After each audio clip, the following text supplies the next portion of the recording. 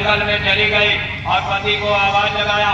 पति देव पेड़ पर चढ़े थे और कहा कि भाई उतर आओ, अब भोजन कर लो, अब भूख लग गई होगी। तो सत्यवान ने कहा अभी आधी लकड़ियां काटा हूं, आधी बाकी है, बची हुई लकड़ियां काटने के लिए दोबारा चढ़ना होगा, तो थोड़ा धीरज धरो, इसको भी काट ले तो उतर के आए। तो सावित्री ने सोचा पेड़ की ऊंचाई से गिरेंगे, शरीर टूट फट जाएगा, शरीर बेकार हो जाएगा, तो हम कौन ताकत लगाएंगे, कैसे भी इनको नीचे उतारना है। अपना पेट ढाक करके बैठ गई, बड़े जोर से रोई। सत्यवान ने पूछा क्या हुआ? कहा थोड़ा पेट में दर्द हो रहा। सत्यवान ने जाना भूखी होगी इसीलिए दर्द हो रहा। कानपुर को अच्छा उतर रहे हैं, अब उतरने लगा, पूरा पेड़ उतर करके आया।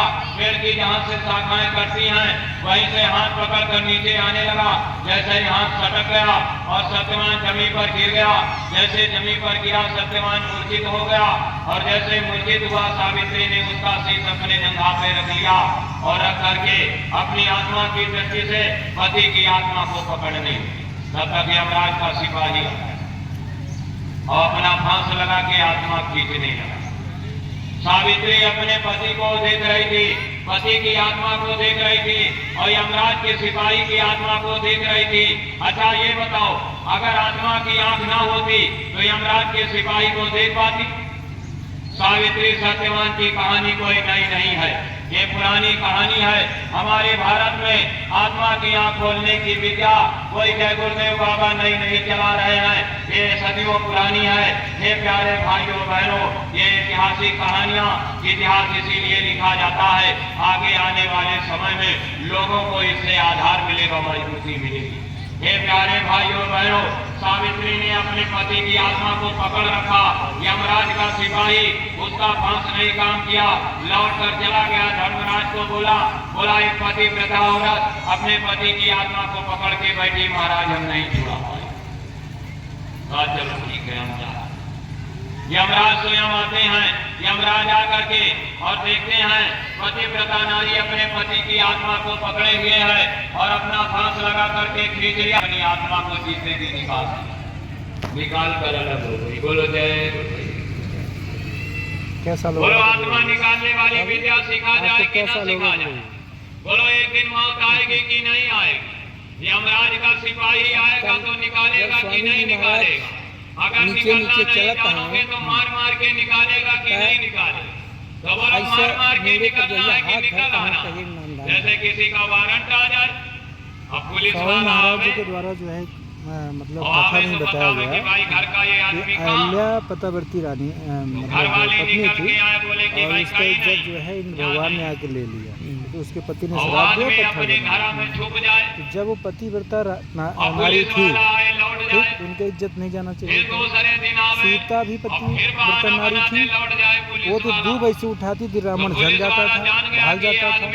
जब ये पतावर्ती नारी दोनों थी तो एक से तो जल जाता था, एक से तो उसकी इज्जत लुट गई। कैसे? अपने दिमाग से आया एक दिन और अचानक महिला यह जान करके और अचानक आकर लूट के घर में घुस गया कि एकदम जब वो है आए तब इनके रूप में आए, उनके पति के रूप में अगर कई बार पकड़ने जान नहीं पाई।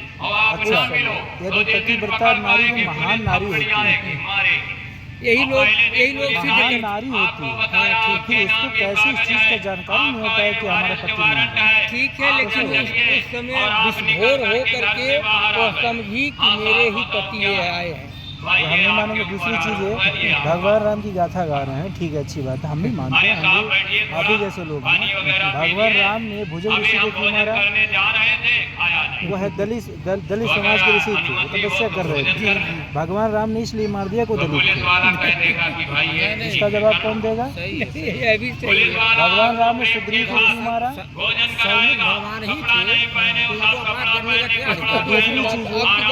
दूसरी चीज इन्होंने एक बात और कहा कि हमारे गुरुदेव के पास कहानी सुना रहे, हम भी सुनी रहते थे, कहानी सुना रहे थे कि हमारे गुरुदेवों के पास जब वो गया 12 साल का लड़का जिसका सर कटा हुआ था, गुरुदेव ने पकड़ा और खींचा, उसका सर जुड़ गया, जिंदा हो गया। ऐसे महा जो है ऋषि वो है कहाँ? हम लोग से मिले, हम भी जाने, और हमारे जो हम लोग की सुरक्षा के लिए बैठे जो देश में मर रहे हैं सब, वहाँ ये जाए उनको जिंदा कर दे। तो आप नहीं निकल पाओगे। तो मारेगा कि नहीं इसका मारेगा? जवाब हाँ बोलो वो मार देंगे, खाना मंजूर है? हम हमें मिलेगा। भी संतुष्ट करें, हम भी आज ठीक है, आपको भी संतुष्टि मिलेगा, इसी बात में।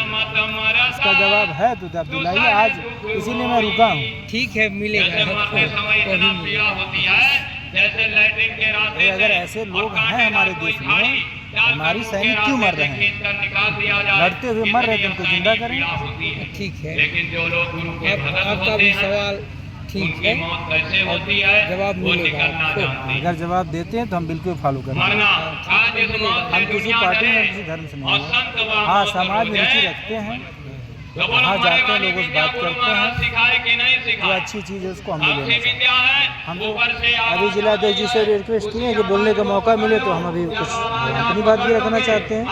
और समाज के पक्ष में कुछ ऐसा नहीं है कि जो चीज़ें जैसे शाकाहारी हमें पसंद है, शाकाहारी होना, हम भी शुद्ध शाकाहारी हैं, बिना जय गुरुदेव में जाए हुए हम कुछ नहीं खाते एकदम पीते। एकदम बहुत अच्छा। और दूसरे लोग को भी जो है प्रेरित करते हैं कि आप भी ना खाएं, क्योंकि अगर देवता राक्षस की बात करें, राक्षस कौन है? जो राक्षसिक प्रवृत्ति को अपनाता है, अपनाता है वही राक्षस है। वही है। और देवता कौन है? जो देवता की प्रवृत्ति को अपनाए वो देवता है। हाँ, वही देवता है। अगर हम मांस मछली खाते हैं, हम राक्षस हैं।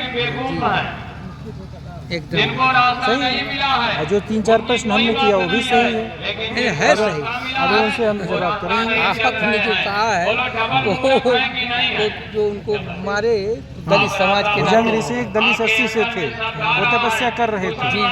ठीक है, ये ठाकुर थे, ठीक है, इसकी वजह से उनको जो है मार दिए। जान से क्यों मार दिए? हाँ, यही और जब वो जा रहे थे, ये लंका जा रहे थे, नदी से खाने के लिए जब ये उसका आहन किए तो समुद्र जो है निकल के आया। कहा गुरुदेव आप क्षमा करें, क्षमा करें, काय मार। लेकिन उन्होंने कहा जो हमने बाढ़ संधान कर दिया है रुकेगा नहीं। तो उन्होंने किस दिशा में मार था पता है?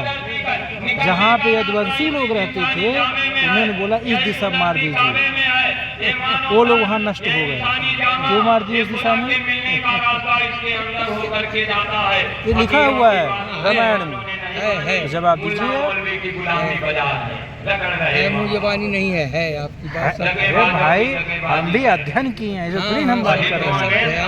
आप जब बतला दिए तभी हम मान लिए कि आप अध्ययन किए। आध्यात्म क्या है? आध्यात्म में भी इनको नहीं समझ में आ रहा है, सिर्फ कहानी सुनाया जा रहा है। आध्यात्म तो बहुत सरल चीज है, लेकिन उसको कहानी सुना के कुछ नहीं मिल रहा है। हमको कब 1 घंटा मौका मिला होता अभी, तो क्या अगर जो समझने वाला होता तो समझ जाता। हमारे घर में कोई ऐसा ग्रंथ नहीं जो रखा ना हो। मैं जब क्लास 8 में था, आप तो अभी कम हैं, दांत टूटे लोग आते सत्संग करते थे, मैंने बहुत चाव से सुनता था। कबूतर होता है आपके मनुष्य मंदिर में, ऐसे टन घंटा बज रहा है। नाम नोट करेंगे, अगर मौका मिलेगा तो हम भी जगह पे कहीं अगला लगेगा जरूर हम बोलेंगे। कहाँ आपके शुभ स्थान बाबू? शुभ स्थान हमारा संत कबीर नगर। मैं ऐसे गुजर रहा था, देखा लगा था शिविर हम पे आज चल रहे हैं, समझ लीजिए। चलो, बहुत अच्छी बात है। वो बोलते थे और समझाते थे, और जो असली घंटा सुनाने लगे, असली राम अंदर दिखाने लगे, अयोध्या के राम संकीर्तन में गया था मैनपुरी में, निरंकारी लोग जो होते हमसे कम 10,000 औरतें भरी थी। यहाँ पर भी जवाब नहीं दे पाए। वो बोले कि हम जब आप दिल्ली जाओगे तो वहाँ आपको साक्षात दर्शन कराया जाएगा। हम कहे प्रभु तो आपको दर्शन हुआ होगा, आप 25 साल से जुड़े, हम नहीं जुड़े हैं, तो आप तो बता सकते हैं। कहा हाँ हमको हुआ है, तो हुआ तो हमारे सर पे हाथ रख दीजिए, आपकी बात तो हम मान जाए। यही प्रभाव होता है ना। बुद्ध की बात करते, बुद्ध क्या थे? एक प्रभावशाली व्यक्ति थे। आपके संपर्क, अगर आप उनके संपर्क में आते थे तो उनके विचारों से प्रभाव हो कि उनकी बातों का मानना चाहिए, वो उनका प्रभाव था। आपका क्या प्रभाव? आप मेरा जवाब नहीं दे पा रहे। बोले कि एक भी औरत यहाँ चढ़ावा नहीं चढ़ता है। हमने कहा ठीक है। अब वहीं 5 मिनट में एक औरत जो है 200 रुपया 200 रुपये चढ़ा रही है, जवाब नहीं दे पाए। कहे यहाँ जो दरबार में आ जाएगा दुखी नहीं रह जाएगा। और वहीं एक औरत हाथ मेरा पकड़ के रोने लगी जब मैं जाने लगा। मरने का डर छोड़ दे। हमारा ड्राइवर डर रहा था, मत जाइए मत जाइए। कह रहे तुम क्यों डर रहे हो? हम कह रहे आपके पास सामान है, आपसे पूछेंगे बताएंगे तो आप रास्ता ये अवध यहाँ दोनों आंखों के पीछे। वही बीच में औरत खड़ा होकर बोली कि बाबू हमारा लड़का, हम पेंशन पाते बच्चे को देते फिर भी बच्चा हमारा मार के ऐसे निकाल देते। चित्रकूट में हमने कहा देखिए ये क्या हो रहा है। ये चित्रकूट यहाँ दोनों आंखों के पीछे। भैया यहाँ अवध देखिए, इस समाज में यदि आप कुछ करना चाहते हैं तो एक काम करिए, वही अवध है। अपने बच्चे को, अपने पोते को अगर कुछ बेच के पढ़ाना हो तो उसको एजुकेटेड करिए। पहला बहुत बड़ा काम। और दूसरा काम अपने माँ बाप की सेवा। इसके अलावा और कोई काम को कर नहीं जा सकता। बोलो डोरी पकड़ लिया जाए कि ना पकड़ लिया जाए। कहाँ पहले दरबार में कौन बज रहा है बाजा, फिर दूसरे दरबार में कौन बज अरे रहा वो भी नहीं सुना, मैंने सुनने नहीं आया था। उन्होंने वो माँ बाप के बारे में बोला है, उसके माँ बाप ही भगवान। अच्छी बात है, हमने क्यों हमने भी उसी बात एजुकेशन पे दो पे बात की। लेकिन यही नहीं, चाहे वो धीरेन्द्र शास्त्री हो कथा सुना रहे हों, चाहे मध्वाचार्य हों, चाहे ये लोग हों, हम कह रहे हैं कहानी या सुना तो उसका जवाब भी दो आप। अभी 3 प्रश्न ही निकल के आया। हम राम की बात करते, राम ने भुजंग ऋषि को क्यों मारा? उनका कोई अपराध नहीं था, उनका कुछ नहीं था, क्यों उन्होंने मारा? अगर सीता पतिव्रती रानी थी तो अहल्या भी पतिव्रती नारी थी।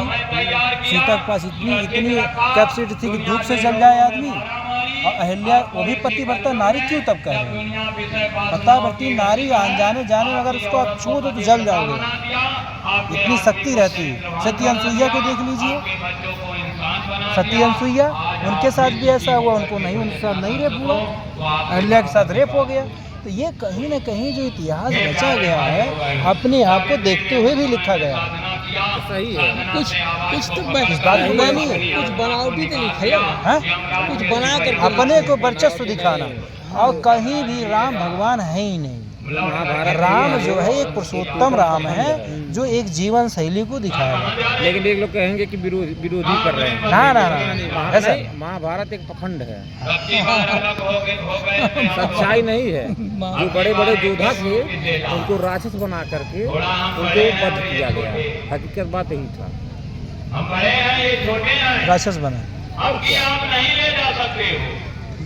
उनको राक्षस घोषित कर दिए। जो बड़े बड़े मतलब योद्धा थे, विमान थे, उनको राक्षस में घोषित कर दिया।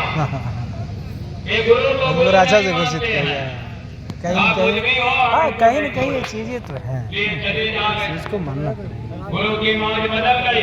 गुरु ने एक इतना धनुर्धारी था, और गुरु की शिष्या यहाँ से लड़ गई। हमेशा देखिए, सुनिए चाचा, आज भी जितने शेड्यूल कास्ट हैं उनको आज भी दबाया गया है, इतिहासों में भी दबाया गया है, दबाया जा रहा है। इस बात को जान लीजिए। अभी हम बता रहे हैं कि इसके मामले में आज भी लड़ाई हुई। आज देख लीजिए, सीजीआई गोगोई जो है एससी से हैं, लेकिन चीफ वो जो है एक बहुत बड़े पद पे है, न्यायिक पद पे, बहुत लेकिन एक ब्राह्मण ने जूता निकाल लिया। हाँ। अभी तक क्यों घर में बैठा है? योगी का क्या कर रहे हैं? क्यों भाई? जस्टिस न्याय है, जो कहेगा वो सही कहेगा। अब इसको अगर इतिहास में लिखने के लिए पाएंगे तो साले कहेंगे गोगोई निकाले थे जूता। ऐसे ही इतिहास को लिखा है। बड़े लोगों का छुपाया गया है, नीचे लोग कौन कर दिया। आज भी देख लीजिए, आज भी होता जा रहा है। कौन किशोर लड़कियों को जबरदस्ती उठा लेगा। आज भी तो कौन होगा वो निकाल के वकील है, सुप्रीम कोर्ट का वकील है, ब्राह्मण है। जज के सामने उसकी क्या औकात है? लेकिन नहीं है तो उनको मिटा देगा। लेकिन नहीं, सीजीआई है ये, एक एससी कैसे सीजीआई बन गया है, उसको बर्दाश्त नहीं हुआ। वो बर्दाश्त नहीं हुआ, ये तकलीफ है। कुछ गद्दी पे बैठ कैसे गए।